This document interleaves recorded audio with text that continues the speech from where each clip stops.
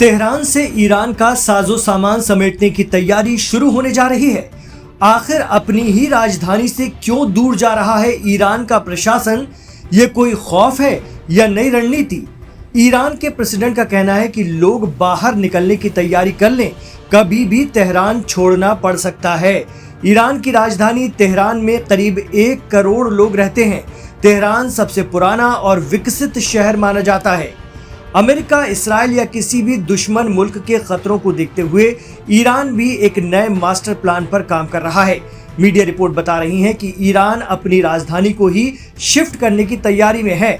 अब ईरान की capital Tehran नहीं रहेगी, बल्कि कोई और शहर होने जा रहा है। आपको चाबहार पोर्ट का तो पता ही है, ईरान का वो बंदरगाह जिसकी चाबी उसने हिंदुस्तान को दे रखी है। चाबहार पोर्ट से करीब है ईरान के समंदर के किनारे बसा एक और इलाका मकरान, जिसे ईरान अपनी नई राजधानी के तौर पर डेवलप कर सकता है, जिससे वो अमेरिका और इसराइल की साजिशों के साथ दीगर बाहरी और अंदरूनी खतरों से भी सुरक्षित रह सके। इधर ईरान इंटरनेशनल का दावा है कि तेहरान से राजधानी शिफ्ट करने की बड़ी वजह जल संकट भी है। कहा जा रहा है कि तेहरान में अब सिर्फ 7 दिन का पानी बचा है। अगर इन 7 दिनों में बरसात नहीं होती तो तेहरान को पानी बाहर से मंगवाना पड़ सकता है। तेहरान, जहां ईरान के supreme leader Ayatollah Ali Khamenei रहते हैं। हालांकि जल संकट ने यहां के लोगों का जीना दुभर कर दिया है। ईरान में मकरान इलाके में राजधानी बनाने की चर्चा इसलिए भी तेज है क्योंकि यहाँ पानी की किल्लत नहीं है। ये पाकिस्तान के पड़ोस में है। मकरान की सीमा पाकिस्तान से लगती है और यहाँ पर खूब पानी भी है। तेहरान के मुकाबले मकरान ज़्यादा सुरक्षित भी है। मकरान पर इसराइल आसानी से हमला नहीं कर सकता है। ये तेहरान से 1000 किलोमीटर दूरी पर है। यहाँ आते आते इसराइल के फाइटर जेट बर्बाद हो जाएंगे। एक्सपर्ट मानते हैं कि मकरान को ईरान की नई राजधानी के तौर पर इसलिए भी चुना गया है क्योंकि ये जगह हिंदुस्तान और रशिया के बीच के बिजनेस रूट के भी नज़दीक है, जिससे ईरानी कारोबार को नई ऊंचाई मिल सकेगी।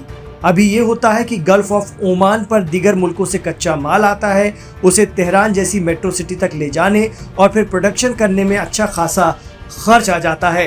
राजधानी समंदर के किनारे होगी, बंदरगाह के पास होगी, तो वक्त और पैसा दोनों बचेगा।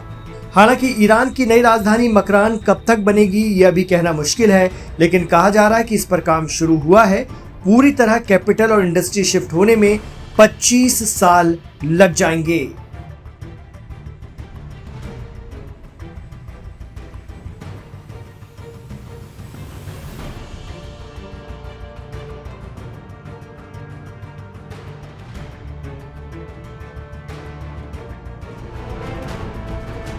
अमेरिका ने एक बार फिर ईरान की परमाणु और मिसाइल कार्यक्रम को निशाना बनाते हुए 32 व्यक्तियों और संस्थानों पर प्रतिबंध लगाए हैं, जिसमें भारत की एक कंपनी भी शामिल है। हालांकि वॉशिंगटन इसे क्षेत्रीय स्थिरता का मुद्दा बता रहा है, लेकिन पश्चिम एशिया के रणनीतिक विश्लेषकों के मुताबिक यह कदम ईरान पर राजनीतिक दबाव बढ़ाने की एक और कोशिश है।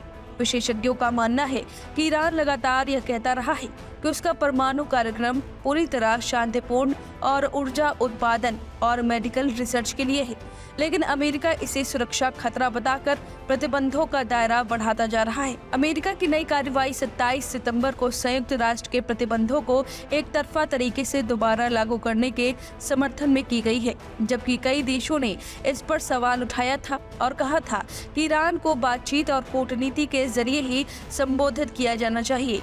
अमेरिका ने दावा किया कि ईरान और कई अन्य देशों में स्थिति 32 संस्थाएं मिसाइल और UAV कार्यक्रमों का समर्थन करती है, लेकिन ईरान इन आरोपों को पहले भी खारिज कर चुका है और कह चुका है कि वो अपनी रक्षात्मक क्षमता को मजबूत रखने का अधिकार रखता है, क्योंकि क्षेत्र में अमेरिकी सैन्य मौजूदगी और लगातार तनाव उसकी सुरक्षा के लिए चुनौती है।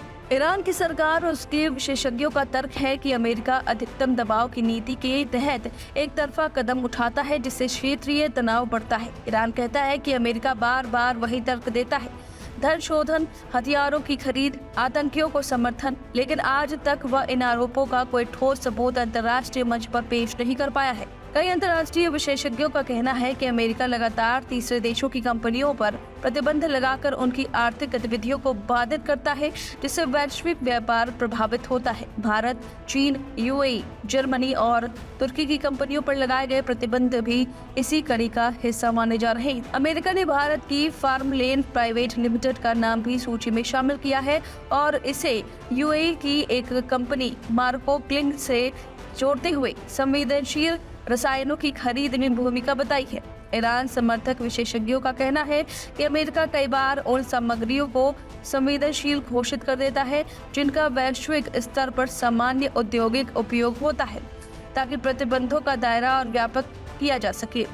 ईरान का आधिकारिक रुख साफ है, वह परमाणु हथियारों के खिलाफ है और केवल शांतिपूर्ण उपयोगों के लिए परमाणु तकनीक चाहता है। तेहरान बार बार कह चुका है कि 2015 के परमाणु समझौते JCPOA के नियमों का उसने वर्षों तक पालन किया, लेकिन उसके बावजूद अमेरिका ने खुद ही समझौते से निकलकर प्रतिबंधों की बाढ़ ला दी है। ईरान का कहना है कि यदि अमेरिका वाकई स्थिरता चाहता है तो उसे बातचीत की राह पर लौटना चाहिए, न कि लगातार आर्थिक हथियारों का इस्तेमाल करना चाहिए। अब इस पूरी खबर पर आपकी जो भी राय है हमें कमेंट करके जरूर बताएं।